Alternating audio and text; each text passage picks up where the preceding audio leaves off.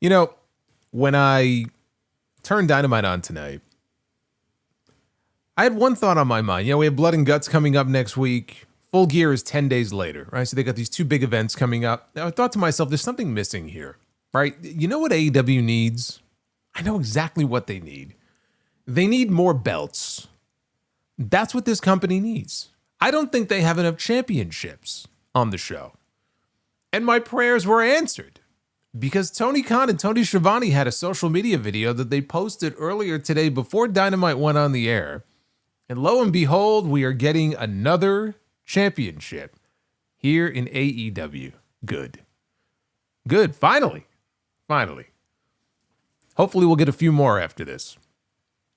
Yeah, that's the big takeaway from tonight. On an episode that just wasn't very exciting was the announcement of a brand new championship coming soon to AEW. It is the AEW National Championship. Like this is college football season. The National Championship is going to be decided in a casino gauntlet match at Full Gear, which is another thing Tony Khan loves very much. He loves his casino gauntlet matches. He loves doing them. So he's going to decide a new champion. This is basically the spiritual successor to the old NWA national title that has not been seen on TBS in over 40 years. And so now it is coming back. This championship, we are told, is going to be defended not only in AEW, it will be defended across multiple promotions in multiple countries. So you're going to see national title defenses in AEW. You're going to see national title defenses in New Japan Pro Wrestling. You're going to see it in Ring of Honor, which of course is owned by the same person, so it's basically the same thing. But New Japan and CMLL and the independent scene, this was the plan back when they introduced the All-Atlantic title. Remember when Pac was the All-Atlantic champion? They even sent him over to Rev Pro many years ago to defend the championship. And I remember talking about that at the time and saying, man, this is actually pretty cool. Send the guy around to defend the championship in different places. It was kind of a novel concept for them at the time. And then they did away with it. They changed it. They got away from it. I want to show you a graphic here. I want to show you this real quick. This is from the AEW website. This does not include Ring of Honor titles because we see Ring of Honor champions on these shows all the time. We had the Ring of Honor Women's World Champion on the show tonight and the Ring of Honor Men's World Champion.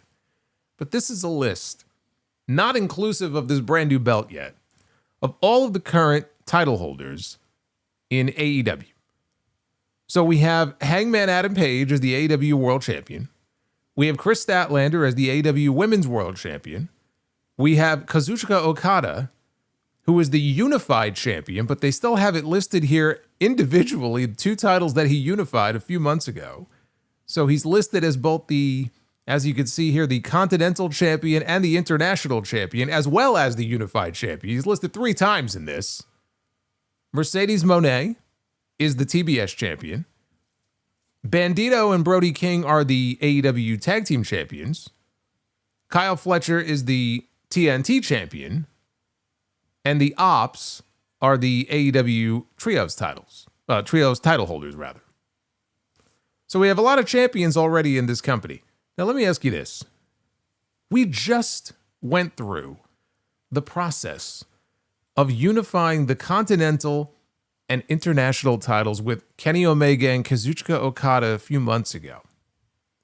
Just for them to turn around and add another belt? Actually, you know what I find to be the most hilarious part of this entire thing? They had an international championship. They had an international title, which they got rid of to create a new national title that is going to be defended internationally. Amazing. Amazing. There were at least 2 people on the show tonight who mistakenly called this new belt the international title because they have the same thing on the brain. But think about it. They had an international title. They got rid of it. They unified it. We have a national title now, and they're going to defend this championship internationally all over the world. I don't get it. And you know what the thing is? I like the idea of having a title like that in that it's defended in other promotions and it's defended on the indies, right? Because again, that's what they had previously with the All Atlantic title if they would have just stuck with it. But they did away with it, and they went through this whole rigmarole with these additional championships and unifying these and introducing those, and it's like, just to add this one, just to tack this one onto the list, it's just, I get that Tony Khan is a big wrestling fan. And Tony Khan is a big fan of wrestling history. He's always talking about, the days of TBS, 40 years ago, and he knows his wrestling history. He's like a wrestling savant, this guy. And he wants to pay homage to, look, Wrestle Dream, right? And Inoki, same thing, right?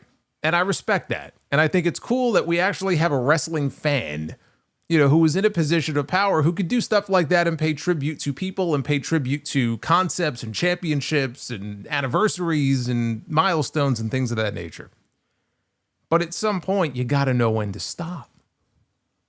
You just have to know when to stop, because you just get to a point where you introduce so many different ones, and each new one that you introduce, to me, it just devalues the existing ones that you already have, because it gets to a point where it's actually hard to keep track of who has what.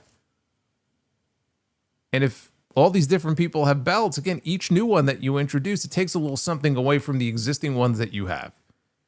And it takes your focus, frankly, away from booking the existing titles as strongly as you possibly can. But I don't think he's going to stop. I think this is just going to continue. Look, we heard that rumor a while back that he allegedly, and this was never confirmed, but allegedly he had created, I think, father and son tag team titles. I can believe it. I can believe that there are a pair of father and son belts sitting in a vault or in a closet right now, and they are just waiting for the opportunity, just waiting for that right moment to introduce them. I mean, they may eventually introduce intergalactic titles. We may have people from other dimensions and other galaxies who are going to be invited to come in and fight for their own championships. That would be kind of interesting. Everything's on the table at this point. I don't think it ends here. This is just one in a very long line of many championships that they have in this company. But again, that's the thing that really just tickles me to death. Just the idea that you had an international title, it's gone. We have a national title now, but it'll be defended in Mexico. It'll be defended in Japan. It'll be defended in the UK and the Indies, which is great, but you see the irony here. We had the Ops defending their titles. They have the Trios Championships. They defended their Trios belts in the main event tonight against Hangman Page, Eddie Kingston, and Hook. And by the time this match was over, by the time this show was over, as dominant as Powerhouse Hobbs was booked to look at the end of that main event, it felt like he should be the one going to Full Gear and challenging Hangman for the championship, not Samoa Joe. But what they've done here is they've created, I guess, one last obstacle for Hangman to have to overcome before he gets to the championship match with Joe at Full Gear. So next week, we're getting Hangman and Hobbs in a Falls Count Anywhere match. And that will be the final hurdle, I guess, that the champion has to clear. So that's the story they're telling there. We had also tonight, beyond this new championship they introduced, the other theme of the show tonight had to do with these advantage matches. Because Blood and Guts is next week. They're in Greensboro next week. And we need to find out who's going to have the man advantage and who's going to have the women's advantage. Where whoever, gets into the cage and starts out each of these matches, the next person who comes out, that team will have the advantage. So that's what these matches are meant to determine. And we had a series of them here on this show, but we've had a change. We've had a change to the women's match. Actually, we've had multiple changes to the women's match, because originally it was going to be Megan Bayne and Penelope Ford who both were going to be a part of this match. And Penelope Ford suffered an injury. She suffered a UCL tear in her elbow. She was on the show tonight. Her arm was in a sling. So she's been bounced. She was bounced from the tag team title tournament. She will not be able to participate in Blood and Guts. And she was replaced by Marina Shafir in the tournament. So beyond that, we find out earlier today that Queen Aminata, who has been feuding with the Triangle of Madness and feuding with Tekla now for what feels like months, and a pretty intense feud with her and Tekla as well. Everything has been building to her participation in this blood and guts match, which actually makes a lot of sense because, again, this has been going on now for months. She also is now injured, and she was out of her woman advantage match tonight, but also she is out of blood and guts. She has been replaced by Mina Shirakawa. I thought it was a little strange when I saw that Toni Storm was in blood and guts and not Mina, because the two of them are like this. The two of them are in the tag team title tournament together. Why would Toni be in there and not Mina? But I think a lot of it has to do with Mercedes wanting to be in blood and guts. First ever women's blood and guts. I'm sure Mercedes wanted a piece of the action here. And Tony Khan probably wanted her in the match. And so if Mercedes is going to be in the match on the heel side, you got to have Chris Statlander in the match on the babyface side, because that's the only thing that makes sense. That's your women's championship match of Full Gear. If you're going to have one, you got to have the other. I think Mina was the one who basically was the odd woman out. But now that they have this injury to Aminata, she's now back in. So Tony and Mina are now going to be part of the blood and guts match next week. They didn't really give any update beyond the fact that it sounds like a neck injury that Aminata has, but whether or not it's something more serious that's going to keep her out for an extended period of time, we don't know. They didn't give us a whole lot in the way of information, but she will not be a part of that match. This was a show that, for me, and shout out to Jake. What's going on, Jake, in the chat? This was a match that, to me, or a show that did the bare minimum to try to get me interested in these blood and guts matches next week. And what we have here now are two blood and guts matches that, I'm sorry, they have very little heat going into either one of these matches. The women's match is a little bit better because, again, you have women in this match that legitimately have been brawling and feuding and wrestling each other now for the last few months. And it feels like you could at least justify doing a match like this if it's going to blow off all the issues between some of these women that have been going toe-to-toe, mainly on Collision. But you can at least say, okay, it all has been building to blood and guts. On the men's side, they put the conglomeration together with the Death Riders. The conglomeration and the Death Riders didn't really have any major beef with each other up until a few weeks ago. And it all felt very manufactured. All of it seems designed for a story purpose involving Darby Allin and Jon Moxley. Hopefully, I've told you what I hope happens in that match. At least if we get that, it'll be worth it. But on the men's side, you know, I'm not casting any sort of prediction on whether or not the match is going to be good or bad. I mean, you look at the people that are in the match, it may end up being a very good match. But as I sit here now, we're a week out, it has no heat. It just feels very slapped together. And the women's as well, but again, the women's at least, I think they're in a better position going into that match than they are with the men. So we had a very basic story tonight. We had people fighting for the advantage in the match. We had multiple advantage matches because they're just trying to, you know, fill up television time with matches tied into these two blood and guts bouts next week to try to fill up time on the show tonight. I didn't think it was anything terribly exciting, to be honest with you. I certainly didn't like the show as much as I liked last week. Last week's show was actually fun. This was not last week's show. But this is your AEW Dynamite review. It is Wednesday, November 5th, 2025. I am the Solomonster, celebrating 18 years of the Sound Off all November long. Thank you guys for joining me here. Like and subscribe. Hit those buttons. Super chats are open as well. You will see them popping up on your screen as we go along here. We have a little goal, bonus goal in the chat, which looks very attainable. We're already at 7 out of 10 for a bonus round of Be the Booker. So go ahead and hit that like button and drop a super chat, and I'll be reading through all of them a little bit later on in the stream. One other thing, and I mentioned this on the Monday night stream. We had a bunch of people sign up for it. Take advantage of this. It's a pretty good offer.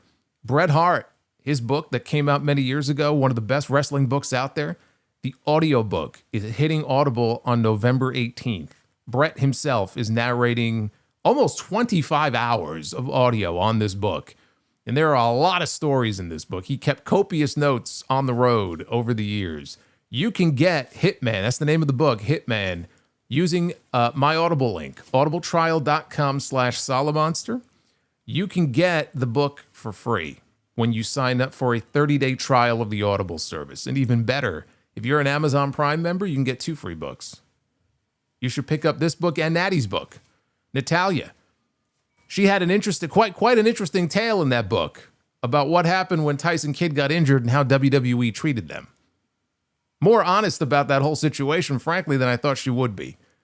But go ahead and use that link and take advantage of it before it's too late. audibletrial.com/Solomonster. Let's get into the show here. We take it right from the very beginning. We had Tony Schiavone. Tony Schiavone, or Hangman Schiavone, maybe we should call him, was one of the last things we saw in the ring at the end of the show last week. The actual Tony Schiavone was in the ring at the beginning of the show this week. And he was in the ring to say, hey, we have a big announcement tonight. And this was the big announcement regarding the new national championship that will be determined at Full Gear. He didn't get much else out before he was interrupted here. Samoa Joe's music hit. He came out with the rest of the ops. Joe said, Houston, which is where they were tonight, in case you couldn't figure it out, said, Houston, we have a problem. And he was not very happy about what happened at the end of the show last week. He said he didn't buy into the idea that Schiavone was not in on the gag with Hangman. He doesn't believe that Tony had no idea what was going on last week. Very hard to believe. So Schiavone tried to tell Joe that he has respect for him. Joe yelled at him. He snapped at him to shut up. Said there's consequences that we choose to engage in, and those consequences have come for the Georgia Peach. So the ops, they tried to get into the ring. Security rushed the ring to try to stop him. Got Tony out of there. Hangman Page's music hit. The champion sprinted to the ring. He was held back by security. And Joe said, good. Now we can take care of two problems at once. So the ops go to get in the ring. Here comes Eddie Kingston. He's got a crutch in his hand. And here comes Hook. So they keep the ops at bay. Hangman takes the mic. He says if Joe wants to handle his problem, he'll beat Joe's ass in his Wranglers. Hook then took the microphone. And he said that the ops are the trios champions. Titles they won without him. And he challenges them to make the main event for the belts. Or did they win the... Actually, wait, maybe they did. Did they win the belts with him, but then he got hurt and Hobbs got slotted in there? God, I don't even remember now. Maybe that's what happened. Either way, he was cast aside like nothing. So that's why he was so upset with the ops. But in any event, he says, why don't you put those trios titles on the line since we have a match in the main event tonight? It's non-title. Why don't we make it a championship match? And Joe screamed that, Hook is, he's never going to speak to him like that. You want a shot at the titles, you're on. And at ringside, Tony Schiavone, who was already back at the desk, he's standing there. He's like, oh, I've been told by Tony Khan that it is official. And the main event tonight, the trios match, will be for the championships. Boy, it doesn't take much to set Joe off, does it? Samoa Joe comes out there. He's cool, calm, and collected. It's like Cool Hand Luke. And then one thing, just Hook talking back to him.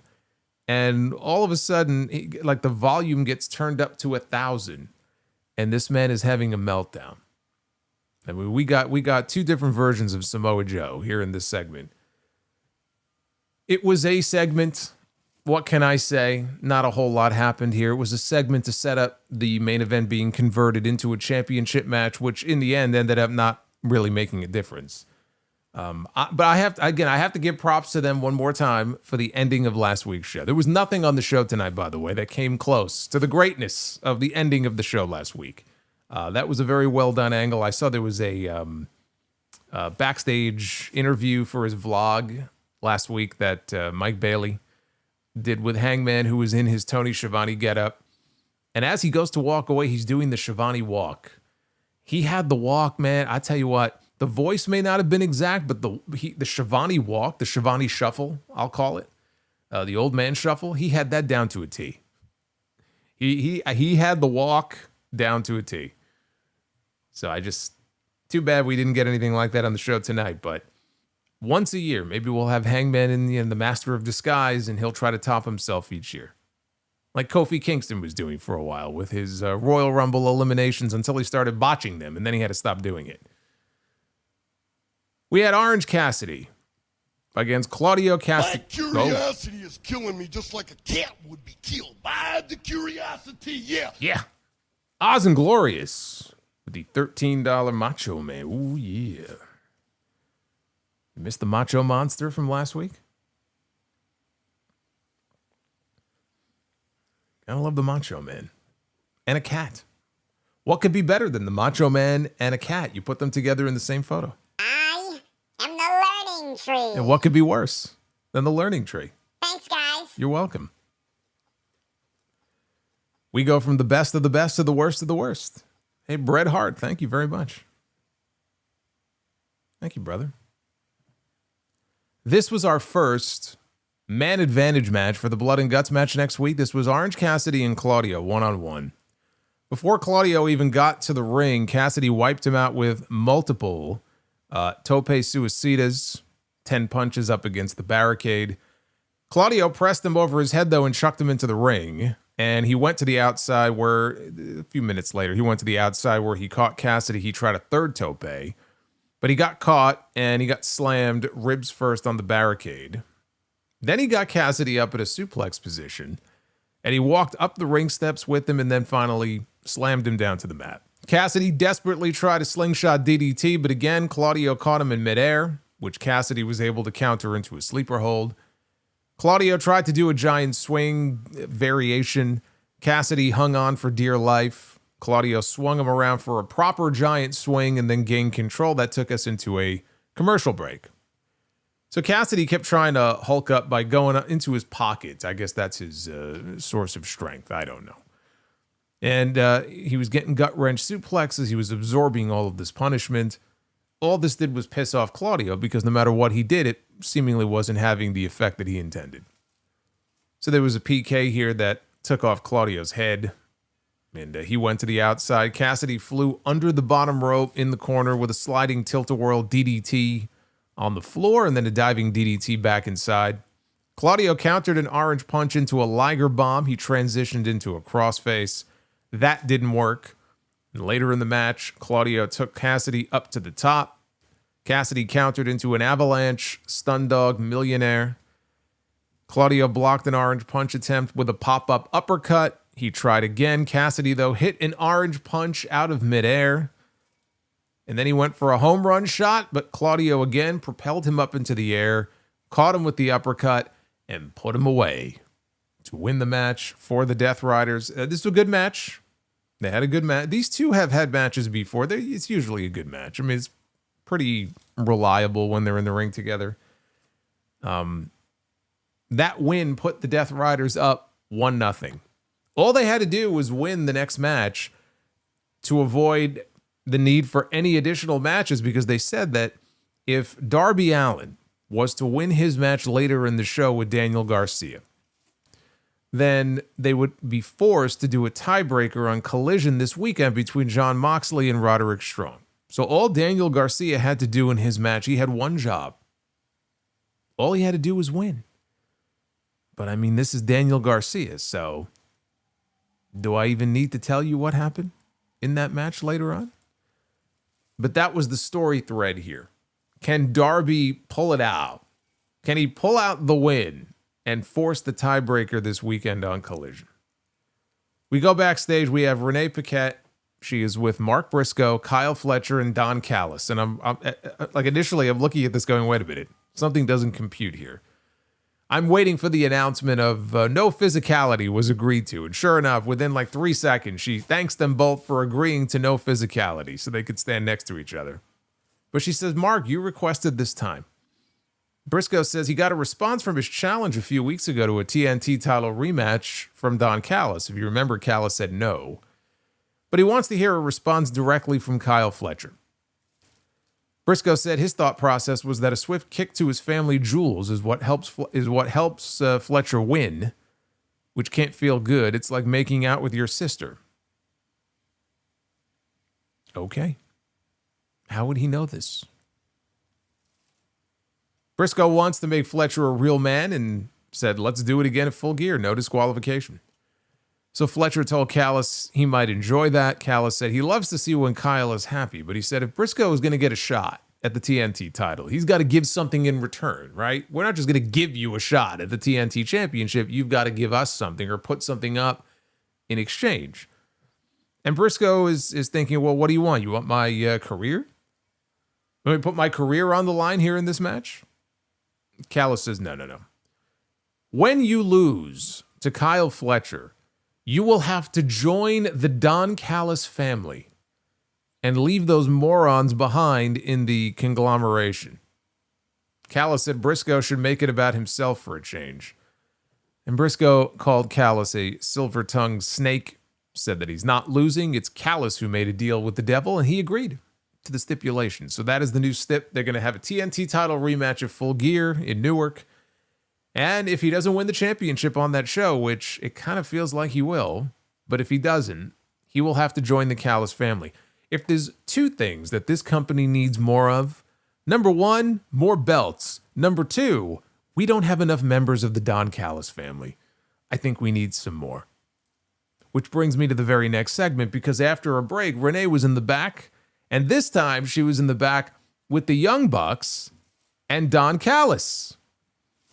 And Josh Alexander. Can't forget about him. He was there too. I like to think that off camera, in the back, they just have like leaned up against the wall, like a lineup. All the members of the Callis family just waiting their turn to shoot their segment with Renee. Just one right after the other. We just can't see all of them. So she said it was official. At Full Gear, the first ever $1 million trios match. It's going to be Kenny Omega and Jurassic Express taking on Josh Alexander and the Young Bucks. So Renee asked the Bucks, have you guys officially joined the Don Callis family? Does that mean that you guys are officially now members of this crew? And before they could answer, Callis cut them off and said, I sent a nice care package to make sure that the Bucks get the treatment they deserve and they don't get treated like a couple of jobbers. When they're a part of the team, they're family. So then the rest of the Callis family suddenly walked in, and Callis introduced, at the very end, the Rainmaker, Kazuchika Okada, the Bucks' good friend. And Okada walked in, and the rest of the family, and now Matt Jackson is looking at this going, this is all so overwhelming. And Callis said, look, take your time before making a decision.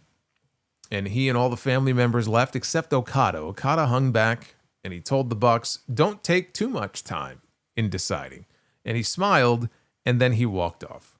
So I want to point out here that we were not even close to an hour yet into this show. And already in the first hour of this show, or 40 minutes of this show, we had two different instances of Don Callis basically extending an invitation to somebody to potentially join the Don Callis family. Actually, three people. Mark Briscoe, Matt Jackson, and Nick Jackson. What would that bring the total to if all three of them ended up joining the Callis family? Well, I don't even know. I don't even know. I don't expect any of them to join the Callis family, but it's just the idea of it is just completely preposterous. I don't even know what the total would be if all three of them actually joined this family. It would be a shot in the dark. 18? 16? I don't know. We had another opening round match in the AEW Women's Tag Team Title Tournament that kicked off last week. This time it was Mercedes 12 belts and Athena against Willow Nightingale and Harley Cameron. So Athena took control early. Mercedes tagged in quickly, and a Boston sucks chant broke out here in Houston. They're going to be in Boston. I believe the final Dynamite before Full Gear is in Boston. Well, actually, yeah, Raw is in Boston, right? That's right. Yeah, Raw is in Boston on the 10th, and then Dynamite is in Boston on the 19th. Look at that. Boston getting a lot of love here in the month of November. I hear it's very cold in Boston in November. You know what it's been here in New York, here in November so far? Basically every day, 60.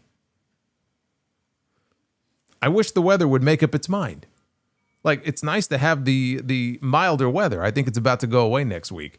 But I just wish it would make up its mind. Like, legit. I don't know how it is by you, where you live. But, like, one day it will be 63. The next day it might be a high of, like, 48. And we've had, like, 25-mile-an-hour winds.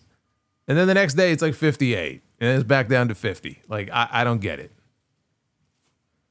So Willow tagged in Harley, and they landed a double-team splash on Athena. Mercedes broke up the pin. Willow got sent to the floor, and Athena dove out onto her while Mercedes delivered a Meteora to Harley. Covered her for a 2 count.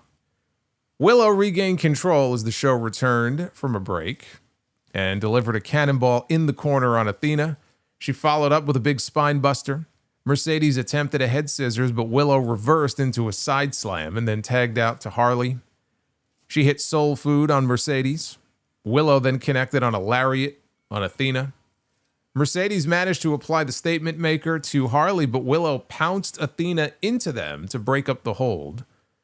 Athena landed a combination of strikes on Nightingale, got cut down though with a lariat. Willow dropped Mercedes with a Death Valley driver. She missed the follow-up cannonball in the corner on Athena. Harley blind tagged herself into the match. Athena, though, managed to pick up Willow on her shoulders.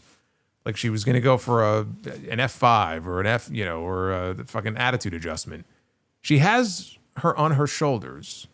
And then Harley gets into the ring and she grabs Harley from the front and picks her up. So she's holding both of these women now, and then she delivers a fall-away slam, and everybody goes flying. And I said, that's pretty impressive, because Athena, talented as she is not the biggest woman that they have on that roster. She's really not. So I thought it was impressive. Between, Willow on her shoulders and Harley, in her hands, and then she tossed them both.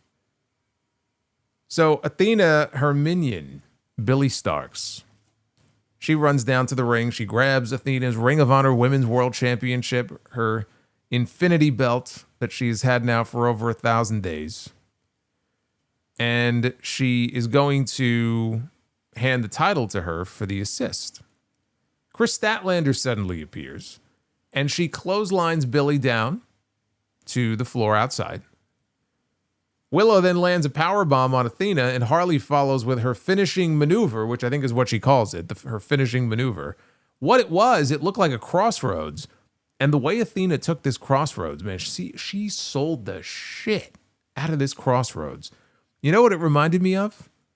Still probably the best crossroads I've ever seen. Seth Rollins, the way he took that move at Battleground in 2013 when Cody and Dustin won their match. Got their jobs back. She took the move very impressively. Looked devastating. And then Harley covered her, and Harley Cameron pins the Ring of Honor Women's World Champion to send herself and Willow into the next round of this tournament against the Sisters of Sin, Sky Blue and Julia Hart.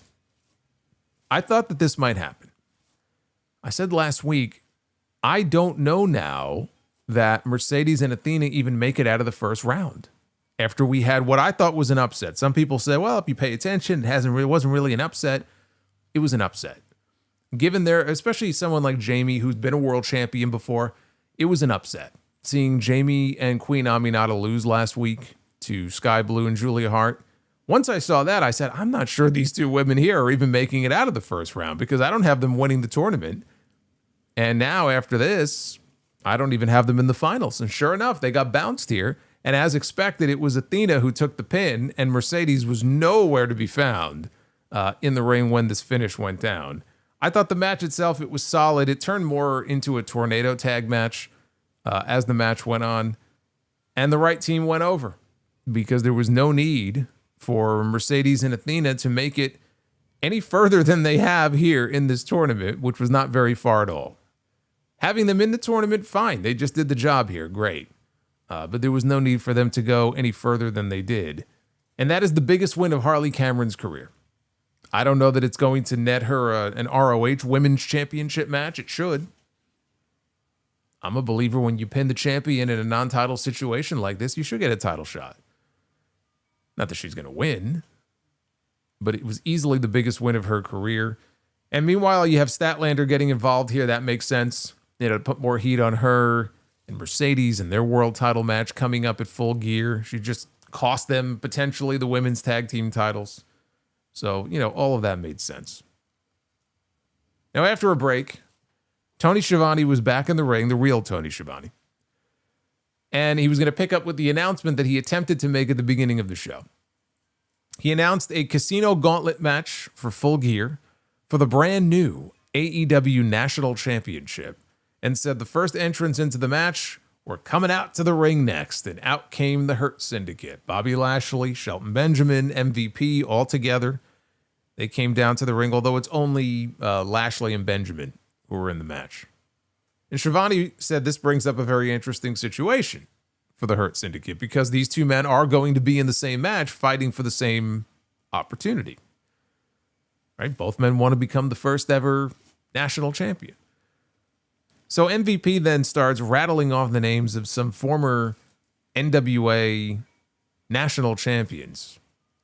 And I'm pretty sure he accidentally called it the international title here. He is not the only one. Excalibur made the same mistake at the end of the segment and quickly corrected himself. And I don't blame either one of these guys because A, they did have an international title here in this company. And two, how the fuck are you supposed to keep track of all this shit? I don't blame them in the least. But he's rattling off some names here. He mentioned Paul Orndorff and Jack Briscoe and Dusty Rhodes, Wahoo McDaniel, Nikita Koloff.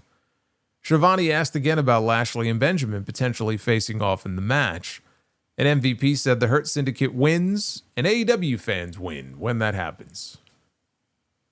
Well, we weren't winning now because here comes Ricochet with the Gates of Agony. They're on the stage. Ricochet said that he was an Eagles fan and he called Texas a trash-ass state and said that he would make this quick because he didn't want to spend more time here than he absolutely had to. He told Lashley and Benjamin it didn't matter how old they are. He admired them for hobbling down to the ring every week. And the crowd was trying to drown him out with boos. He just kept talking. He wasn't even pausing or anything. He was just talking through the whole thing. And he explained that he would do everything in his power to make sure the Hurt Syndicate would never win gold again. And he did just that. MVP said that nobody cares about them. And the only thing they've ever done is take an ass whipping from the Hurt Syndicate. And they were yelling at each other. And they were yelling over each other for like a good 10 seconds here. And so it was a little hard to understand some of what they were saying. Although I kind of like that because how many times... Talk about wrestling tropes. How many times do we see these promos where you'll have one guy insulting the other guy and the other guy waits very patiently and respectfully for the other guy to stop talking shit about him and then he speaks, right? This is what a real life argument would look like, even though it might make for bad television and you can't understand half of what they're trying to say. At least it felt like an authentic, kind of back and forth battle on the mic here between these two. So Ricochet said all they need to know is that he would become the first AEW national champion at Full Gear. And MVP said all he does is talk shit and they hurt people. One more time. These are your current champions here in AEW. Get ready. We're getting another belt. I assume it's going to be, made up in the same design as the old national title. If you want to go look up what that belt looked like. But, I mean, look at this. Even just the fact that Okada is listed in this graphic 3 times because the reason for that is they want to maintain the lineage of both belts, even though they're unified. They could one day be de-unified. Can you imagine if Tony Khan one day de-unifies the Unified Championship? And we end up again with the Continental title and the international title. We'll have an international title. We'll have a national title. I fully expect it to happen at some point. Soon the roster page is going to be nothing but just the whole champions section is going to be like half the roster page. We're getting very close to that day. So backstage, Jurassic Express were addressing the Young Bucks with Jack Perry saying that there are things more important than money, like friendship. And he knows the Young Bucks have been having some problems with money, so this ought to help. And he took a $100 bill and he stabbed it with a knife. It was not like on a desk or whatever. They were out in front of the Callis family locker room. Luchasaurus was about to take the money when Perry told him to leave it. And that was it for Jurassic Express tonight. Then we had the other man advantage match for Blood and Guts. This was Daniel Garcia against Darby Allin. During Garcia's entrance, they show him in the back. He's getting ready to go out. Jon Moxley is with him. He's psyching him up, and Moxley is telling him, finish this so we can get the man advantage here next week. And I don't have to wrestle Roderick Strong on Saturday. So Garcia got off to a hot start with some grappling. Darby took the battle out to the floor. He dove out onto Garcia. and then tossed him into the nearby barricade. Garcia used the ring apron to trap Darby with a ring skirt and delivered a flurry of strikes. After a break, Garcia placed Darby on the top turnbuckle. He delivered a superplex. He attempted a second follow-up suplex. Garcia, though, reversed into a scorpion death drop. Both men were down, or maybe Darby did. But both men were down. Darby climbed the ropes again. Garcia tripped him up, and he went out to the floor. And on the outside, Garcia set Darby up against the ring steps, his head up against the ring steps. And he delivered a running drop kick. So he knocked the steps into Darby's head. So he got back in the ring, and the referee began to count.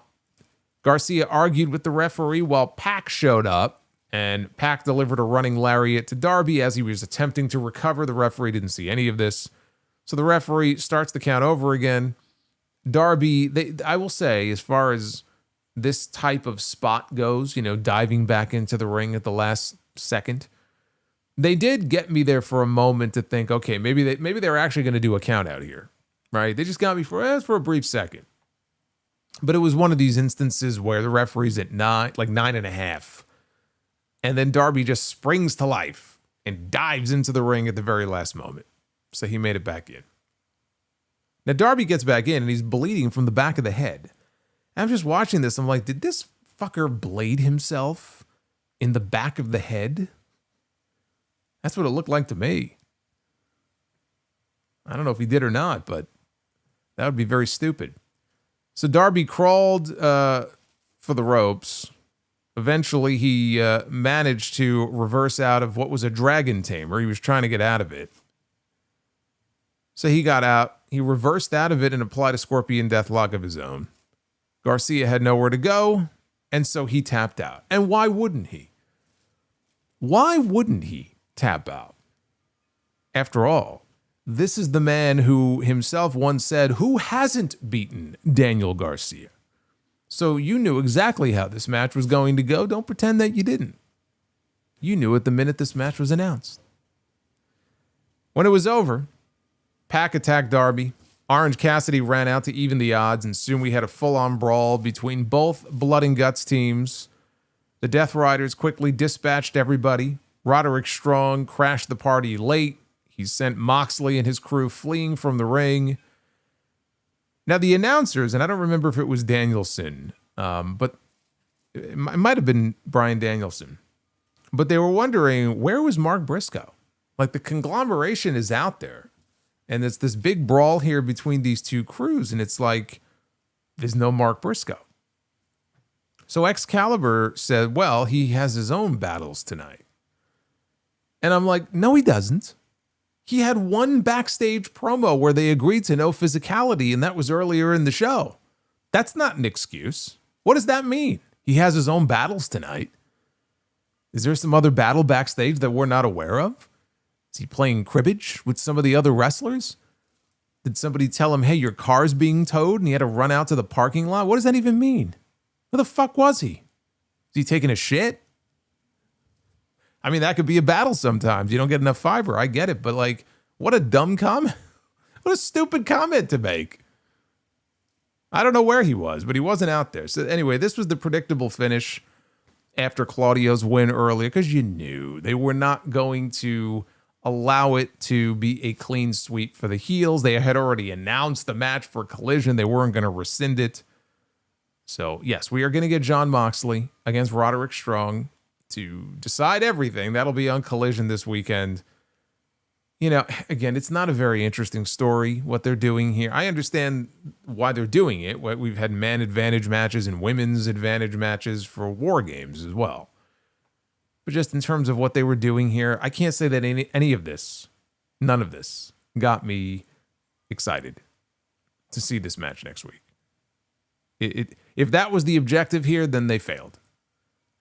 Like I said, they did the bare minimum of what they had to do, but I didn't find any of this to be particularly enticing. Now, FTR was out to the ring next without Stokely Hathaway to address their upcoming Tag Team Championship match at Full Gear. Cash Wheeler said last week they became number one contenders for the World Tag Team titles, and you would think that they would be over the moon when they should have been three-time champions in London, but Brodito took that away from them. So they have a bone to pick with Brodito, and so what they want to do is they want to talk to them face-to-face, and he calls them out. Dax Harwood, he held the ropes open. They played the music. No Brodito. They're nowhere to be found. Instead, we hear pounding.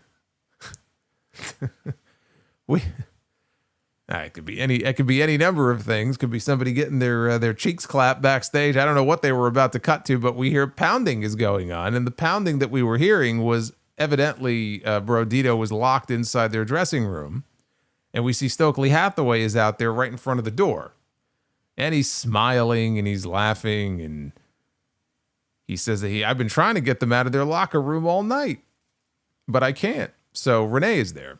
And he asked Renee, hey, you want to watch The Wire on my phone? Since, I have it on HBO Max.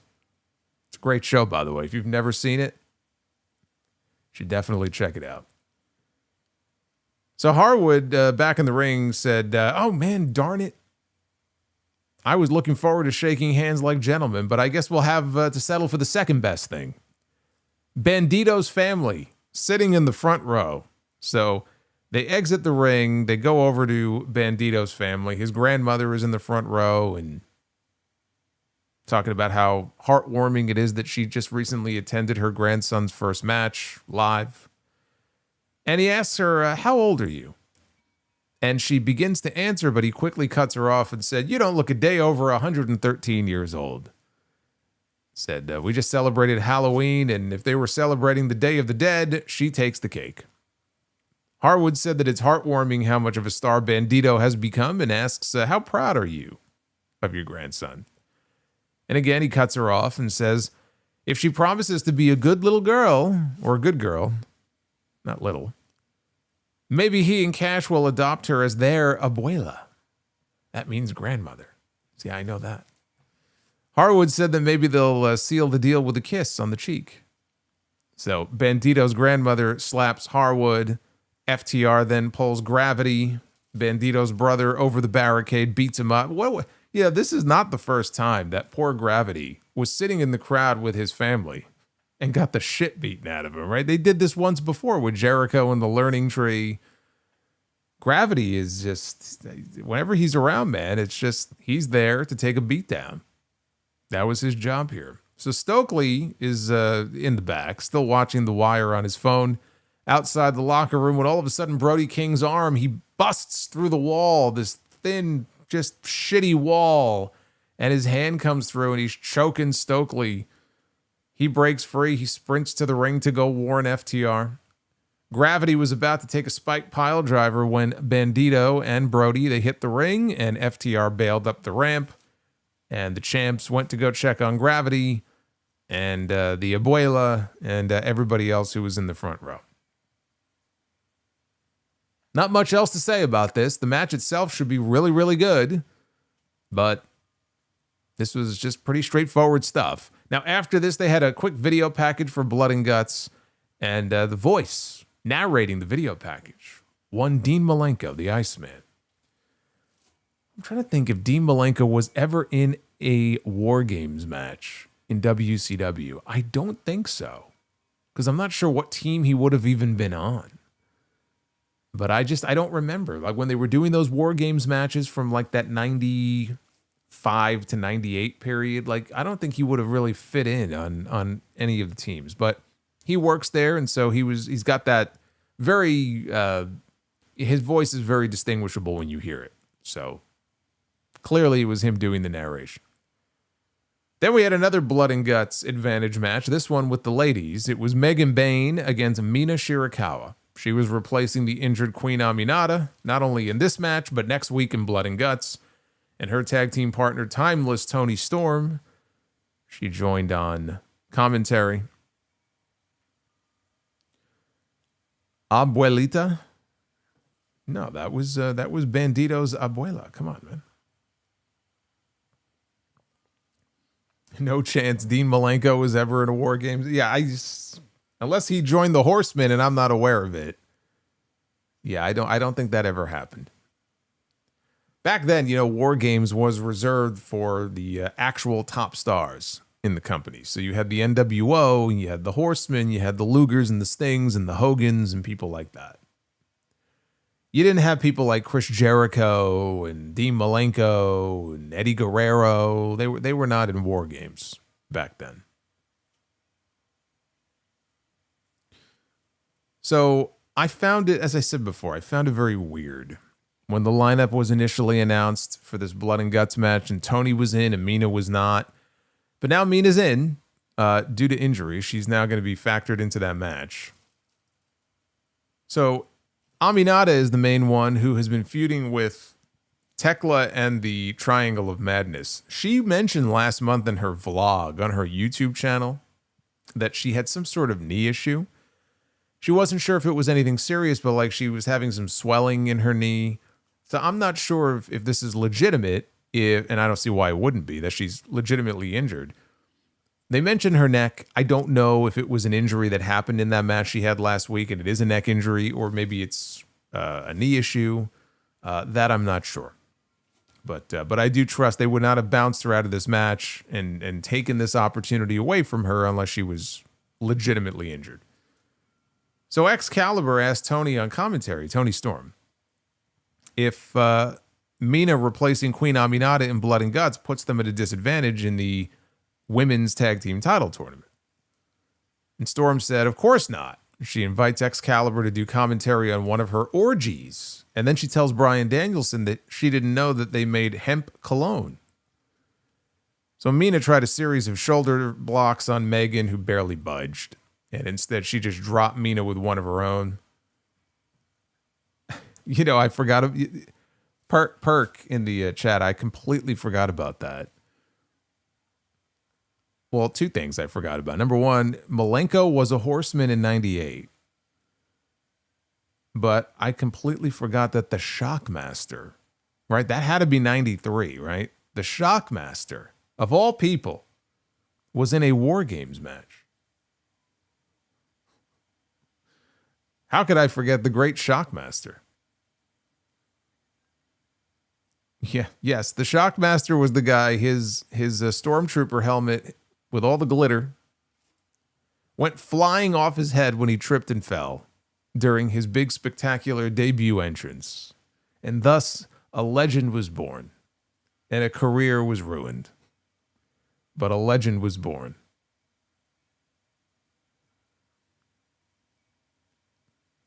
Man, how could I forget that? So Tony was cheering Mina on to get that big bitch. And when Danielson said that Tony was the only one to pin Megan Bayne ever in a singles match, Tony said, well, it's because I'm bloody brilliant. Tony Storm, I have to say, Tony Storm is the only woman, not only to pin Megan Bayne in AEW, but to pin Mercedes Mone. So that's right up there with those championships that she's held. She's got quite a few accomplishments to her name. So Mina hit a flying crossbody off the top to a standing Bayne who was on the floor. And then she looked over at Tony and she said, I love you. That little delay allowed Megan to recover and deliver an avalanche fall-away slam heading into a commercial break. They came back from the break, and there was a German suplex by Bayne that sent Mina to the apron, where they traded suplex attempts. Mina hit a high kick and a snap suplex. Mina took too long, though, to follow up, gave Megan a chance to land a superplex. Bayne wanted a Liger bomb. Shirakawa, though, countered into a Hurricane Rana and a rolling elbow. Storm, all of a sudden at ringside, we hear her making these weird, choking sounds. She's being choked out by Marina Shafir, who is behind the barricade, right behind her. She reaches over and she's choking this woman. Although she broke free, and so the two women begin brawling, but she brawled off and didn't realize what was going on in the ring. Megan planted Mina with a Liger bomb, and she got the win. After the match, Tony got sent into the steps by Marina Shafir, who joined Bayne in the beatdown on Mina. Storm got a chair. She chased Bayne and Shafir off until the Triangle of Madness hit the ring and they beat up Tony Storm. Here comes Jamie Hayter. Here comes Willow Nightingale. Here comes Harley Cameron out to even the odds, and all the ladies brawled until Mercedes Moné runs out, and she was about to join in the fray, and then she stopped herself. She put the brakes on. She had second thoughts. Maybe I'm not going to get involved here. And then Chris Statlander came out, and from behind, mowed her down, made the save herself, and she stood tall with the baby faces. This was not a great match. It was a decent match. It was not great. You know what it felt like to me watching this? It felt like a match that was not originally supposed to happen. Because originally it was going to be Megan Bayne and Queen Aminata. And it felt that way. It felt like, okay, they probably found out fairly late in the day, like, okay, you two are going to be working together. And I don't know that these two have ever worked together before. Maybe they have. I don't know. And they had to put a match together relatively last minute on short notice. That's exactly what this felt like. It did have the right outcome, though. I think the right woman went over, and they basically ran the same angle with the men and the women on this show, right? The match ends, the teams come out, big brawl. You know, what else do you expect them to do here? But the problem is, neither of these blood and guts matches have much in the way of heat. There's just not a lot there to truly get you excited for either one of these matches. And we're heading into a period, by the way, in these next few weeks, where we're basically, if you watch WWE and you watch AEW, you're going to get 4 War Games matches in like a 2.5 week time span. And we don't yet know what the full teams are going to look like as far as War Games is concerned. Like, the pieces are starting to sort of come together. So we don't yet know the teams, but I can sit here and tell you that I feel the exact same way about those matches that I do these two. Because you can't tell me that even on that show, even on that side, men or women, that there's that one match that really, it's like you can just, you know what the teams are going to be, and it's like, yeah, it's all been building to this, right? You got to blow this shit off with War Games. And I'll tell you, there's another similarity as well, that if I had to choose which one at this moment in time, right, which one feels like it is the more appropriate War Games match, meaning like if you had to dump one, keep one, which one would you keep? It would be the women. You could justify it in AEW with the women. You could justify it in WWE with the women. It just feels like there's no need for men's matches when it comes to this War Games concept in either company right now. They both feel very forced. And we're getting 4 of them. Get ready. I think on Collision, we get both heel teams earning the advantage. That is what I'm thinking here. It's going to be Moxley over Roddy. I think it's going to be Jamie Hayter winning her match over Sky Blue. And then Tekla is ultimately going to beat Harley Cameron. That's my prediction for a Collision. The main event was the Ops, Samoa Joe, Powerhouse Hobbs, Katsuyori Shibata defending their trios titles against Hangman Adam Page, Eddie Kingston, and Hook. Joe faked like he was going to start the match against Hangman, but instead he tagged in Shibata, who landed some strikes, but Hangman replied with a big lariat. He tagged out to Hook. He entered. He landed a Northern Light suplex for a 2 count. Shibata made a tag to Hobbs. Hook and Hobbs, they traded blows. Hobbs quickly put him down with a backbreaker. Hook was able to fire back with an overhead suplex. He crawled towards his corner. So Joe, when they came back from the break, was in control of the match. Eddie Kingston was in the ring with him. In AEW Medical, they were checking on Hook on the floor. He was holding his back. Eddie avoided and attempted a running senton by Joe. Hangman tagged in. He sent all 3 members of the Ops out to the floor. He sent Hobbs into the ring post, and then he landed a moonsault onto Hobbs in the ring for a near fall. Kingston made a blind tag. Joe took him out with a lariat. Hook attempted a suplex. His back gave out. Hobbs drove Hangman into the ring apron repeatedly, and then he tossed him up near the stage. It was a very small venue, so they did not have very far to travel here. But now they're like on the stage, and Hobbs picks him up, and he drops him. He drove him through a table on the floor down below. It's a very short fall. Right? I mean, they were elevated, but it was a very short fall from the stage to the floor. But he basically gave him a world's strongest slam through a table. And that was the end of Hangman as far as this match goes. Eddie Kingston was the last man standing right now in the ring for his team. He was able to send Joe and Shibata to the floor. Hook tagged in. Hobbs, though, was the legal man. And so Hobbs snatched him up. He put him up in a torture rack, and Hook taps out. So the Ops retain their trios titles. We are told then that next week it will be Hangman Page one-on-one with Powerhouse Hobbs in a Falls Count Anywhere match. And they quickly rushed off the air. I mean, they literally announced the match, and then they went dark within 5 seconds. Because I guess they were desperately out of time. And that was the end of Dynamite this week. So that is why they gave Hobbs the big dominant spot there, the monster spot at the end of the match, because they were setting up this Falls Count Anywhere bout next week between him and Hangman. By the time this show was over, I was more interested in watching Hobbs challenge Hangman for the championship than Joe. Instead, Hobbs is going to be the stepping stone next week for Hangman to then get to Samoa Joe at the pay-per-view.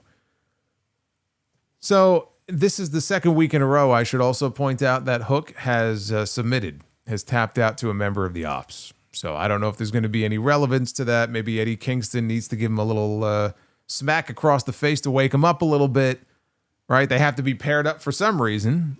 We'll see if that leads to anything. They did the bare minimum that they had to do this week. And the bare minimum, it wasn't enough to get me really overly excited about next week's show. I'm hoping we get some really good matches. You know, they've got 3 announced for next week, the 2 Blood and Guts matches and the Hangman match. And I would imagine that next week we would have well, maybe not. I was going to say, if we had another match in the women's tournament, would that be on Dynamite? Because a lot of those women that are in that tournament are also in Blood and Guts. So I don't know if we're going to get another tournament match on the Wednesday show or not next week. But I'll tell you what, injuries have wreaked havoc, though, with that women's match. They're lucky that none of the major stars have gone down to injury. You know, Mercedes is in there, Statlander, Tony. But they lost Penelope Ford. They lost Queen Aminata. So they've had to make some changes. Minor changes, but still changes nonetheless in the women's match. And the women's match, again, next week, it's 6-on-6. The men's match is 5-on-5. Those are your lineups for next week. That was Dynamite. Definitely not as much fun as I had with last week's show. Not even close. Take a look at the Twitter poll. What did you think of Dynamite from Houston? Roughly 39% thumbs up for tonight's show. 61.2% thumbs down. And that is your Dynamite poll so far. You know where to go to vote. If you want to, great. If not, I don't give a shit. We all know what the poll result's going to be anyway. You can see where it's trending. The die has been cast. Let's take a look at your super chats here. Not really a fan of Dynamite this week. Now, I will point out to you, we hit the bonus goal in the chat, but we are lagging on the likes. So that will not be bonus Be the Booker. That will be the 1 round of Be the Booker that you get tonight. I can't do a bonus unless we hit the main goal. So because we may not hit the main goal, at least you're going to get the 1 round. But we'll see. We're at 295 right now. That is unacceptable. You got to work on that while I go through these. Let's start with Death Scythe here. Death Scythe with a pair of super chats says, hey, Solomonster. I wanted to apologize for my embarrassing Jeff Hardy booking on Monday. I drank a full bottle of White and McKay Scotch whiskey that night. I was celebrating 18 years of the Sound Off. White and McKay Scotch whiskey. I don't believe I've ever had that brand before. You gotta watch it with the whiskey, man. The whiskey will get you. For me, it's vodka. That's why I just stay away from it. I say all the time, vodka is the devil. But I was thinking, he says, that WWE could do Cena, Dom, Ray for the Intercontinental title at Survivor Series, and they could have Dom retain. That way, he can say he beat the greatest of all time and the greatest luchador of all time. Yeah, I get what you're saying, but I don't see that happening. I don't see Cena in a triple threat match that honestly he has no business being a part of. What I floated on X today, and I think there's a good possibility that we end up seeing it. I would be stunned if Cena does not wrestle on at least one of these two upcoming Raw shows, if not both. I would think certainly in Madison Square Garden on the 17th, he'll end up in a match. And I could see it being a tag team match. And you do Cena and Rey, or you could even do Cena and Penta, right? That would be great to give Penta that kind of rub. But Cena and Rey against Dom and Balor in a tag team match, which then leads into Rey against Dom in San Diego at Survivor Series. The other thing I floated, I said this on TNT last night with JD, I mentioned that I could see them doing an angle. We don't even know who all the members are going to be yet on the babyface side of the men's War Games, but one of the members on that babyface side gets taken out a week or two before Survivor Series by the Vision. So now they're down a man. And then CM Punk, let's say he's sort of the captain, right? Let's just say. They make this big dramatic announcement. Who's gonna step up to the plate and fill that last spot? John Cena. And John Cena gets to wrestle in his one and only War Games match. And it would actually make more sense if they add Brock Lesnar to the heel side, because otherwise, what the fuck was the point of that match at WrestlePalooza? And then you get Brock on one side, Cena on the other. That is more along the lines of what I could see them doing. But I think him doing a tag match is a distinct possibility, and if so, I think that's the one to do. We got Dry Chicken with us here. Chicken and turkey. After WrestleMania 42, says Bruce Pritchard, Michael Hayes, and Road Dogg need their gift baskets and be relieved from their duties. Paul Levesque won't get fired. I would give him a 6-month paid vacation. So you would get rid of Levesque, Pritchard, Hayes, and Road Dogg. So for those 6 months that Triple H is in there, who's handling creative? You've basically just gotten rid of the entire creative team. I'm not even saying that they don't deserve that, but you better have a damn good backup plan, unless your plan is to just go to ChatGPT to book your storylines. And that's how you end up with Bobby Lashley having an infatuation with Japanese culture. That might not be the best idea. Groovy Goose was watching Brian Christopher's 2011 return and the non-reaction that it got. Can you think of other moments in wrestling history with non-reactions? Oh, yeah, I could think of one in particular. Yeah. Oh, yeah. I could think of one. Ever hear of a little thing called August 1 warning in TNA? Ever on Impact when Tito Ortiz walked out and the Aces and Eights? The shots of all the members, especially Ken Anderson, with these dumbfounded looks on their faces and no pop. No reaction at all from the audience. Nobody knew what was going on. It was hilarious and sad all at the same time. That's probably number one on the list, honestly. That has to be like on the Mount Rushmore of non-reactions. Right there. Like face number one on the mountain. There was another one on SmackDown sometime in the mid to late 2000s. Jack Swagger made his return and nobody gave a shit.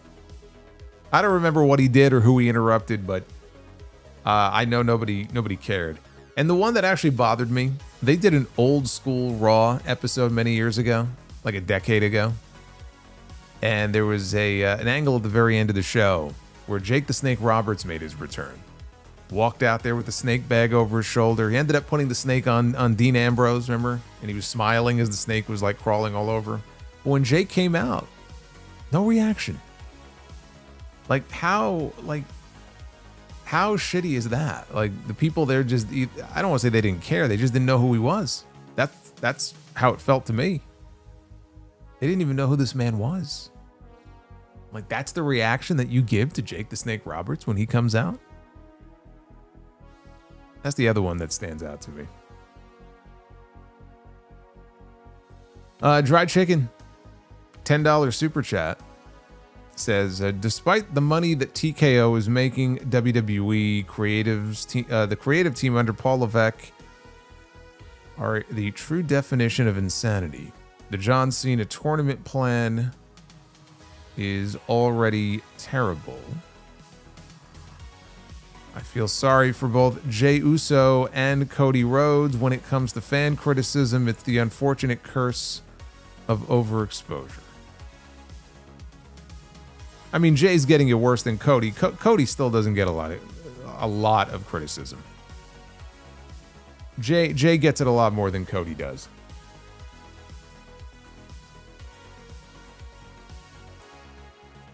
He also says, I can't wait for the women's Blood and Guts match. Well, of the two, that would be the one. I wouldn't really say that about the men's match. Dry Chicken says, worst opinion, landing on light tubes or chairs.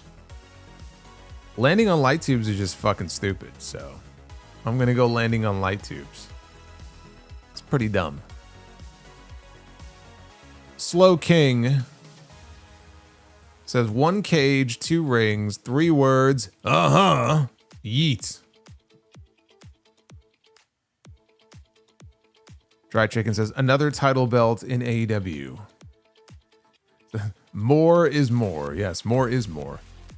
Griga with a 5. What's going on, Griga? Haven't heard from Griga in a while. Thank you, Solo, for the content. And will keep me company for a while. My dad had a stroke/brain aneurysm. No, that's terrible. Please love your parents and family, everyone. I'm very sorry to hear that. I don't know what condition he's in at the moment. Hopefully that's bad, but hopefully it's not a bad outcome.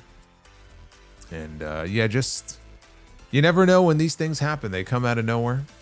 And, when you talk to your parents or your grandparents and people you love, and you hang up the phone with them or whatever it may be, don't take anything for granted. That's the key. Don't take anything for granted. I'm very sorry to hear that, but keep me posted on how things turn out. Oh, we got GMB. Good old GMB. Tiffany needs to be a full-blown heel next time she wins a world title. Pending a big character transformation, she will remain an awful babyface. Yeah, Tiffany is a fucking atrocious babyface. She's awful.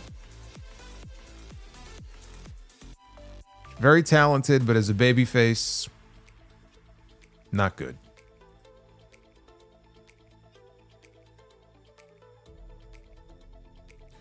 We got Sidro with us. There he is. Hear about the guy who threw a sandwich at ICE agent. He's charged with assault with a deli weapon. Didn't you have a similar one last night? The deli llama. Was that you or was that Duff's? And scientists cross a cheetah and a crab. Went sideways real fast.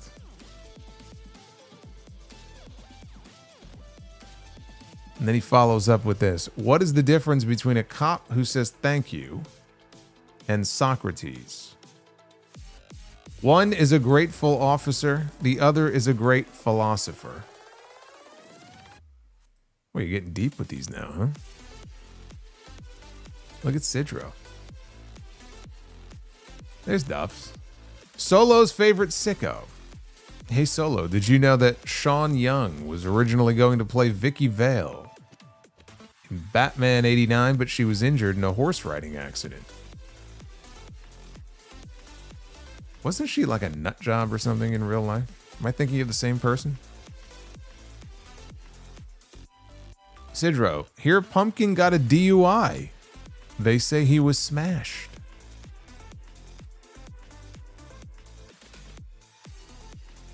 Slow King, did you watch the best of Mr. Perfect on the Vault? I did not check the Vault today.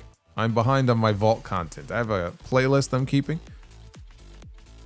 I think they had like a 4-hour Mr. Perfect mixtape a while back. I went through that whole thing. So You're telling me they added more Mr. Perfect content on the vault?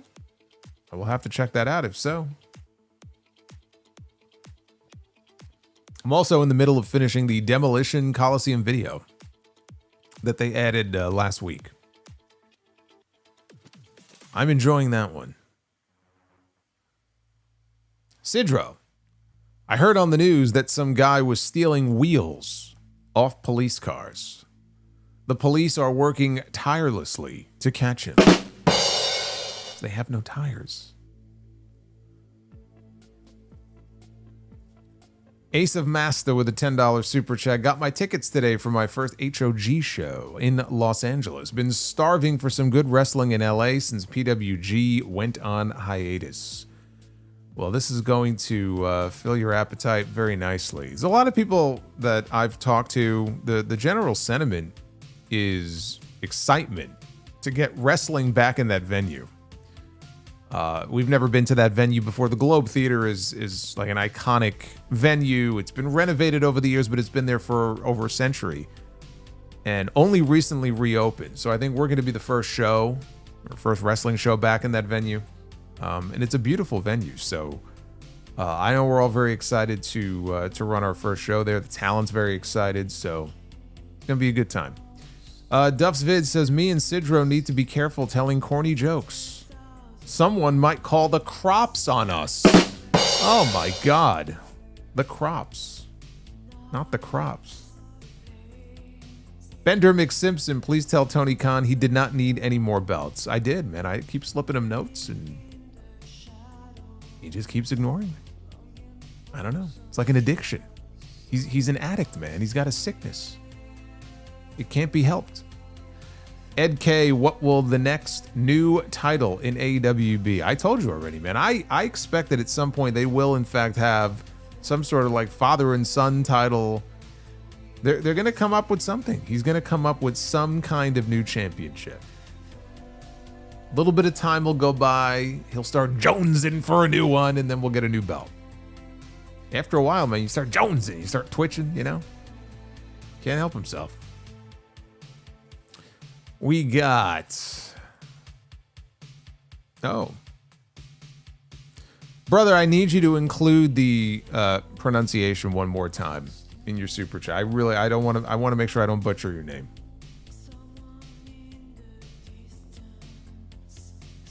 I think it's Joakim, but again, I could be wrong, but I appreciate the $4.99 drop. Great show, but no need for another title when half of them are not being defined. Only title that actually or has any value is the US title. Are you talking in wrestling in general right now? Because I would agree on that. That US title open challenge on SmackDown is the only redeeming thing about that show on Friday nights. No Millie, by the way, on Halloween. I know they had some competition, but still.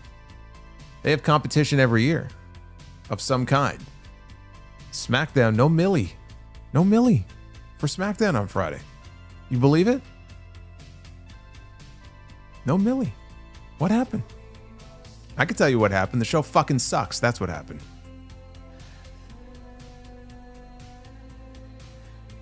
It's the amazing Gunther. There he is. Jerry Lawler loves Gunther the Magnificent. All hail Gunther.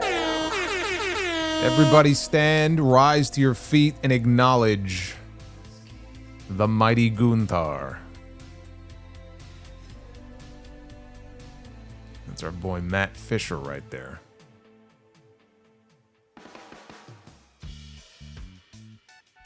Steph Curry fan 500. It's my birthday today. AEW is still garbage. Happy birthday, Steph Curry fan. I don't know how old you are, but I imagine you're older than the Sound Off. Sound Off just turned 18 this month. Sound Off can buy a pack of cigarettes now. Matt Fisher says, please check on JD. I think his show might have broken him. This show of Dynamite might have broken him finally. I think that happened a long time ago, Matt. I think it's too late. Retro KOH. The idea of the national title wasn't that the point of the international title, but it's national, as in one nation. It's nonsense and defeats the purpose of unifying the other two belts. Of course it's nonsense.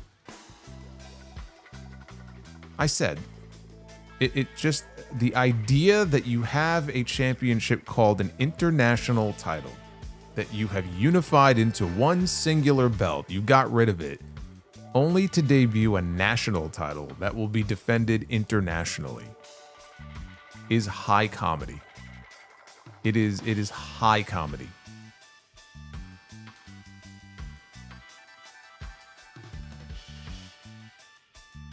Oz and Glorious, not gonna lie, I find it hilarious that Tony Khan introduced another title just to make content creators complain. I got news for you, brother. I went to the AEW Reddit. Okay, I don't venture over there very often. They're always very glowing and positive over there. And what I saw before wasn't actually so positive. I think there's a lot of people who look at this and go, yeah, this is too much. This is a bit much. It would be good for the independent promotions to get an AEW championship defended on those shows, but you already had something like that. Why was it changed in the first place? That's what's stupid about it. You already had that 3 years ago.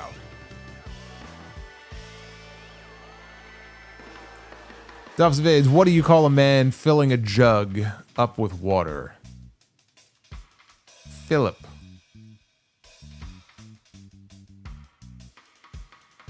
Very good. Not enough to get me, but... Bret Hart. Tony Khan has no style. He has no grace. This Khan has a funny face. He can make a new belt when he needs to and book a trios match just for you. Inflates the pay-per-view card just like a balloon. Tony Khan, TK Tony Khan, TK Tony Khan is here. I have no idea what song that's in reference to. That went right over my head. Oh, no, never mind. Tom Jones. What the fuck is wrong with me? What the fuck is wrong with me? How do I not realize that?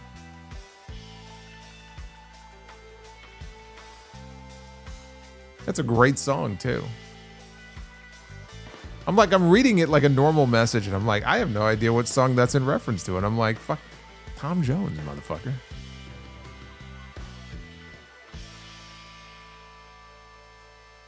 Dried Chicken and Turkey says, Tony Khan will mail you hundreds of belts.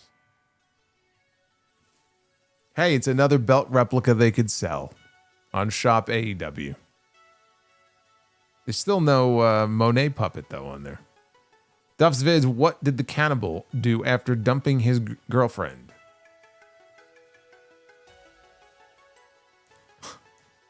He wiped his ass. It's terrible. Now you're gonna get all the female fans after you, man. You're gonna get all the ladies coming for you now.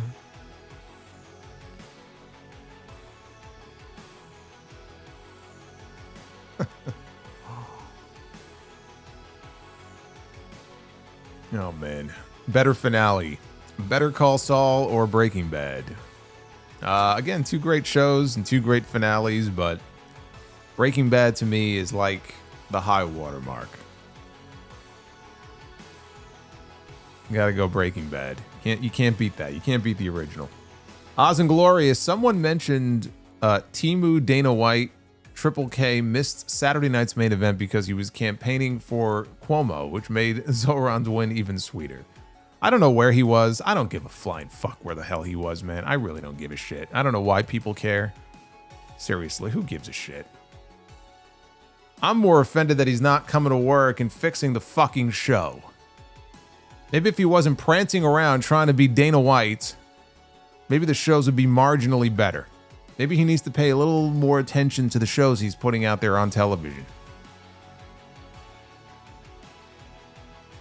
Duff's Vid said, what did Zero say to 8? Nice belt. What did Zero say to 8? Nice belt.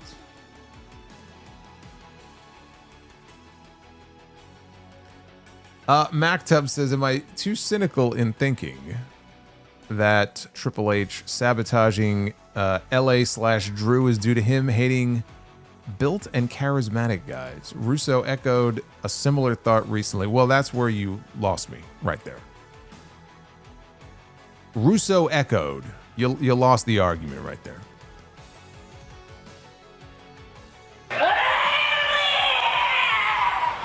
And no, I don't think that has anything to do with it. I don't believe that. Barry with the $15 Asuka chat. Duff's vids, why don't blind people like to go skydiving? It scares the shit out of their dog. Look at Duff's. Hit the goal before the first match review. LFG. Yeah, we hit that goal pretty early tonight. The main goal, we're still at 335.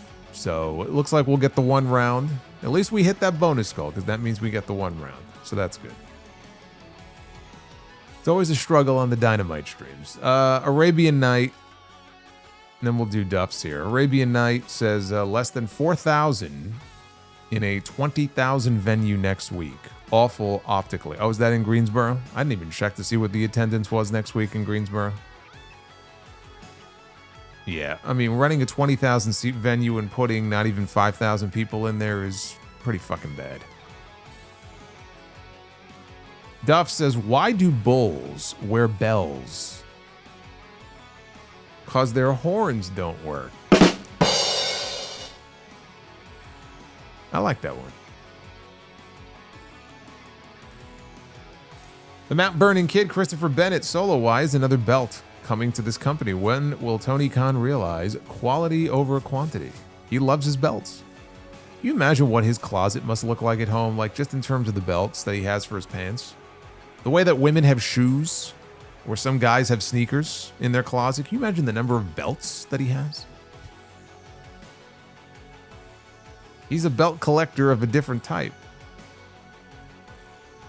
Also, Shafir looks so out of place during the brawl after the match between Mina and Megan Bayne. Yeah. I don't know what to tell you.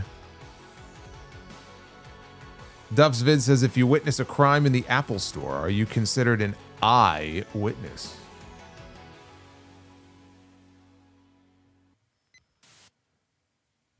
Isaac.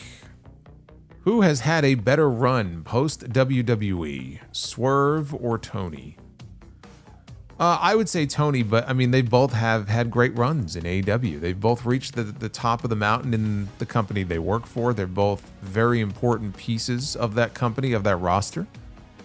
I would say what Tony has done in the women's division as compared to Swerve in the men's division, I give the edge to Tony, but they're two true success stories of people who were in WWE, left WWE, and went on to become much bigger stars than they were in WWE. Now, Tony never really got out of the gate. She opted to just walk out. She didn't like it there. There were various issues. Swerve had his run in NXT, but had no run on the main roster because they didn't see anything in him. Yeah, how'd that work out for you? We could use someone like Swerve on the WWE roster right now.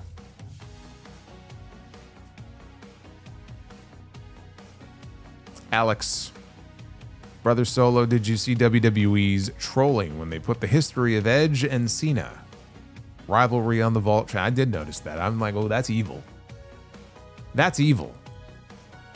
I logged into the Vault just to take a quick peek. Maybe it was first thing this morning. I didn't look at what they uploaded throughout the day, but like first thing in the morning I looked and it was there.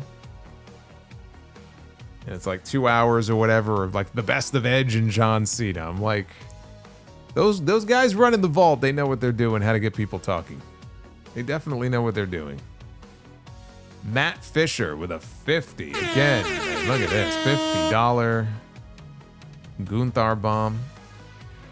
Sean Young did lose it a bit after Batman. After seeing how much Batman 89 made, she petitioned the producers to make her Catwoman in Batman Returns. She went on Leno, I think, in a cat outfit, and I think showed up to their offices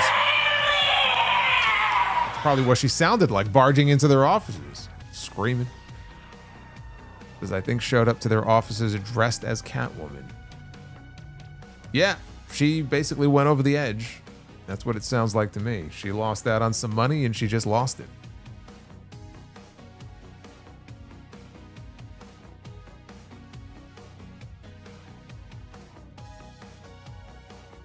Thank you, Matt. You're awesome. I appreciate that very much. Duff's Vids, what's the opposite of defeat? The hands.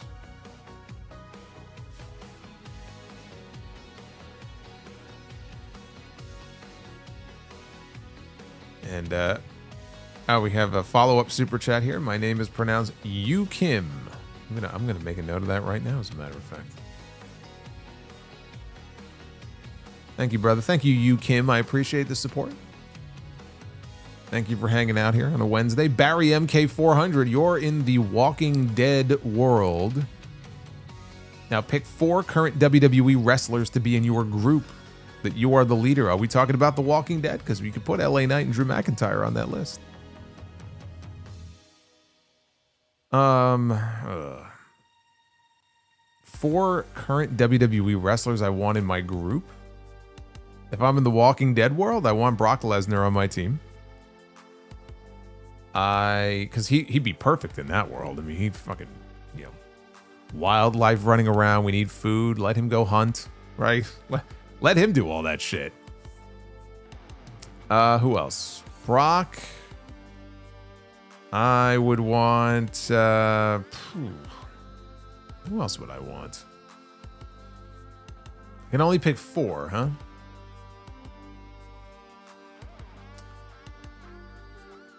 Can I just pick all the MFTs so that they get eaten by zombies and we don't have to see them on TV anymore? Is that allowable? I think I might do that. Otherwise, probably Brock, Gunther, Miz. Let him get eaten by zombies again. And for the 4th, I would go...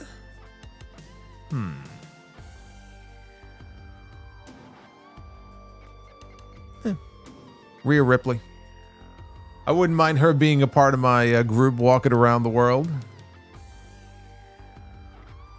Gotta have some female attention here on this crew, right? That's right, the MFTs, they could be my human shields. There you go. You want some JC Mateo? There you go. They already got their war paint on. Right, let them go out there and try to fight off the zombies.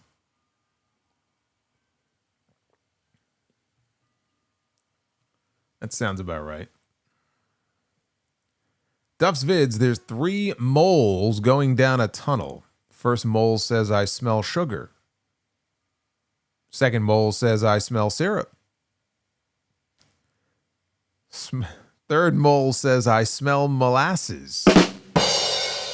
Molasses. 2 of them, in fact. That might be your best one. I think I like that one the most. And Jeremy Rose, ratings down, attendance down. When does TKO get rid of Triple H? Who would you imagine replaces him? An ex-wrestler like HBK or Rock and Gewurz or someone like Pritchard?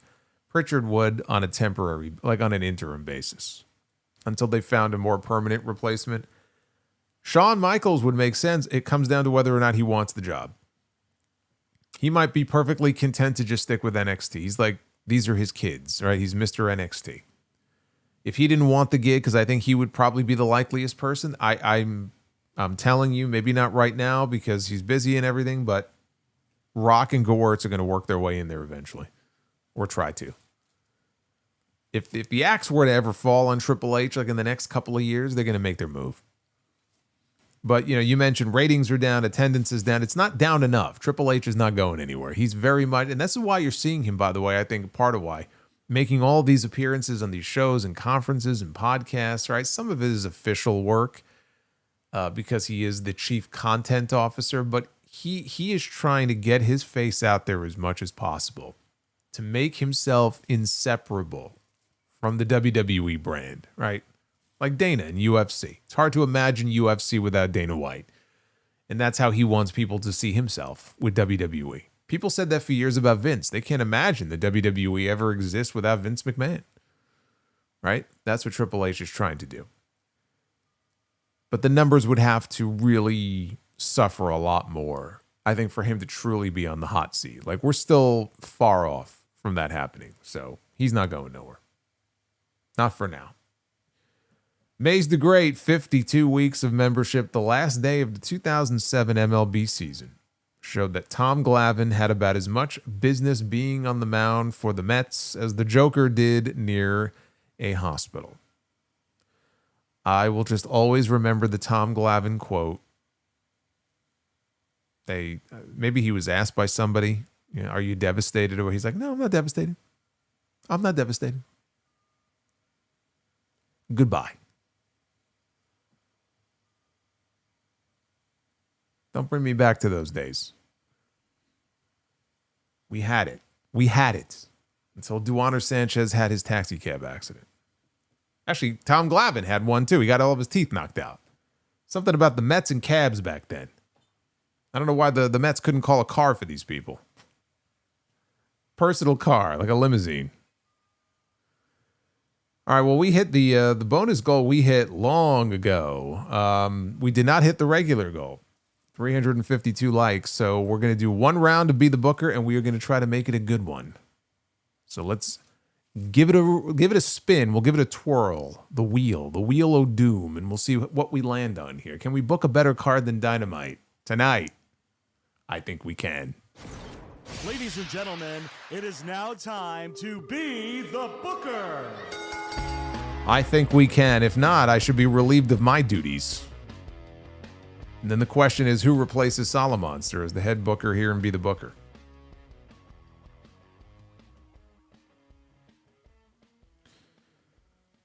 Okay. Let's see what we got. We got the bar. We got the bar, guys. What I could have used after the show tonight. I could have used the bar. Sheamus and Cesaro.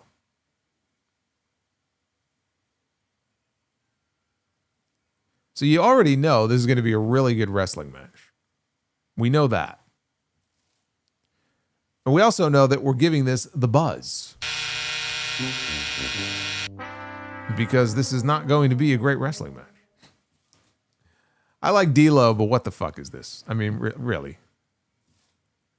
The other guy I could do without. D'Lo, I like D'Lo. I don't know what this is here. I don't know what they were going for. I don't know who's... Actually, I do. I know exactly whose idea this was. This, whatever this is awful. D'Lo Brown and Mosh.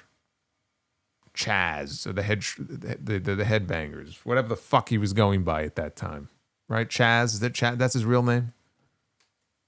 Lowdown, is that the name of the team? Yeah, I forgot. Fuck. Lowdown.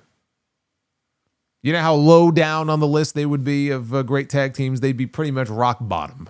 Right above Techno Team 2000. Fucking Lowdown. What kind of random ass team is that?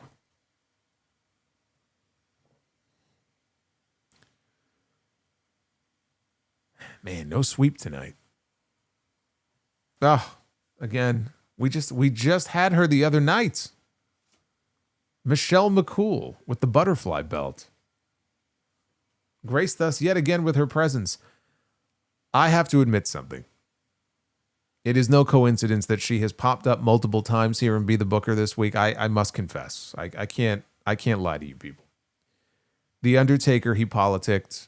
He got in touch with certain people, and the Undertaker lobbied for her to be a part of Be the Booker multiple times here tonight. I'm sorry. He has the pull that I don't. He used his stroke, and that is why you saw Michelle McCool. I'm sorry. But she will be wrestling Beth Phoenix. Angry Beth Phoenix.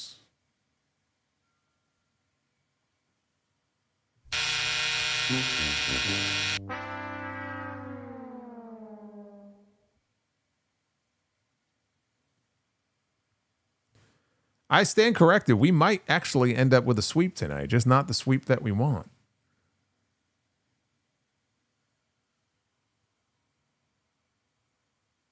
Ah, yes. Save us. Gunther, please. The world heavyweight champion here in this photo. Gunther. In the main event. Back where he will be very soon. When he's back on TV. Gunther will save us with this main event.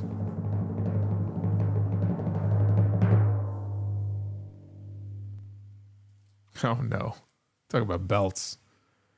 Gunther against Triple H. He's everywhere. He's even in Be the Booker. I just talked about it. He's putting his fucking face everywhere. Now he's in Be the Booker as well. And he's got 2 belts, no less, in this image. Look at this. We already know who's going over in this main event. Triple H and Gunther. See, prime Triple H, like physical prime Triple H, 2000, 2001, against Gunther. Tremendous match.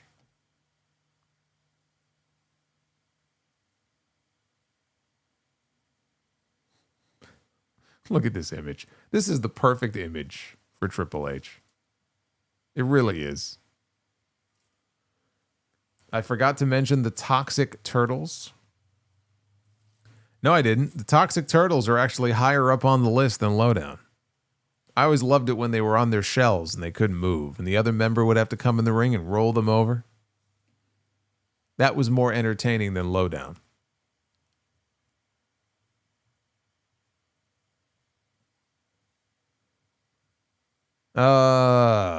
Mactub. Why do you think Triple H sabotages Drew in LA? Sabotages? I don't think he sees it as sabotage. I think he thinks it's cinema and he's telling stories. And he thinks this shit is good. It's not. I don't think it's necessarily, especially for Drew, I don't think it's intentional sabotage.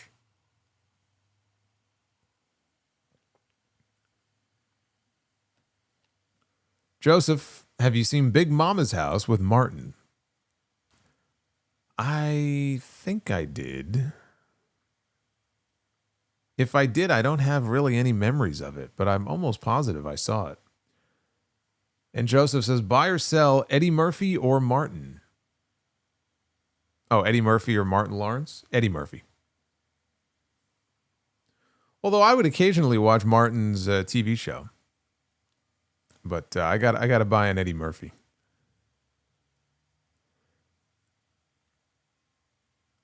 Techno Team 2000 was higher than Lowdown. No, Techno Team 2000 is like at the bottom of the pile. And then Lowdown, and then the Toxic Turtles.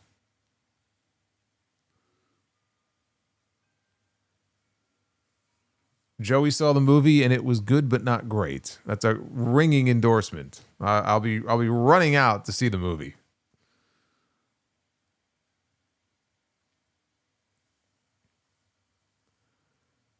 Yeah, Martin was pretty popular for a while. I don't know what streaming service, if any, it would be on right now. If one wanted to go back and watch it, I don't know which one it would be. Joseph, so many streaming services, it could be any of them. Joseph says, do you remember Batman episode Joker Wild? No, I don't. What about the Ding Dongs from WCW? Talking about the booking team or the wrestlers? I remember the wrestlers. Right? Weren't they hunchbacks? So you couldn't cover them because their shoulders were never on the mat? Wasn't that the gimmick? All right, so somebody says, I think it's on Max. Somebody else says it's on Tubi. Somebody else says Netflix. Maybe it's on all three. Okay, so apparently it's on Netflix. Why would it be on Netflix? That's kind of weird. Anyway, thank you guys. Probably had more fun with you, and hopefully you had more fun with me than we did watching this show tonight. This was not the best episode of Dynamite, but next week is Blood and Guts. So we have that to look forward to. You have a SmackDown stream on Friday night to look forward to. Hopefully we have another United States Championship Open Challenge with Ilya Dragunov to look forward to. Last week it was against Nathan Frazier. Who will it be this week? As long as it's not the MFTs, we'll be okay. Because Tama Tonga has been eyeballing that U.S. title. Tama Tonga is coming for that championship. It's just a matter of which week do they do the match. But that is the next time I will be live with you here on the channel. We'll try to end the week in a strong way. Joseph Stewart has one more question here. Do you have a favorite Batman animated series episode? A particular episode, I do not. No. Mask of the Phantasm is my preferred animated movie when it comes to Batman, but as far as episodes, I do not. All right, go back and check out the other content here on the channel, including the Raw review from Monday night. The Wrestling Tropes video did really well from last week's show, as well as my segment on Jey Uso, which last I checked had something like 32 or 33,000 views. A lot of stuff there you can go check out. And I will see you back here on Friday night for the SmackDown review. Be well, stay safe, have yourselves a good night, and we'll do it all over again, because even if SmackDown is terrible, we can at least have fun here on the stream. That's the goal. I'll see you Friday night.